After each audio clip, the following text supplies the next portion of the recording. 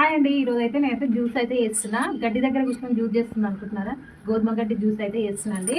Night అంతా నానబెట్టిన గోధుమలు నానబెట్టి ఒక 2 days అయితే బట్టలు కట్టి పెట్టేసిన. మొలకలు వచ్చిన తర్వాత ఇట్లయితే బకెట్లో మట్టి పోసి మట్టిలో అయితే గోధుమలు అయితే పోసిన. ఇట్లకైతే గడ్డి అయితే వచ్చింది. ఇందులోనే ఒక పైనాపిల్ చెట్టు ఉడకంగా నాటిన.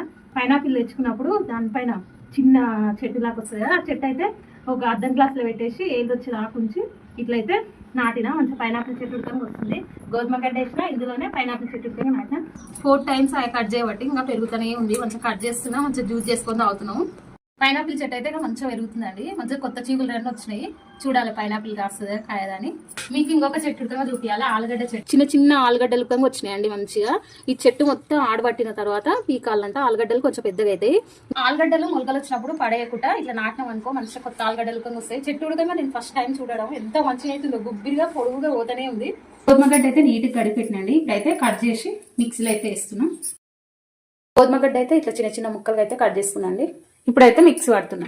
కొన్ని అయితే వాటర్ అయితే వేస్తున్నా. మిక్స్ అయితే పట్టినండి. ఇప్పుడు జాలతో అయితే ఉడవస్తున్నా.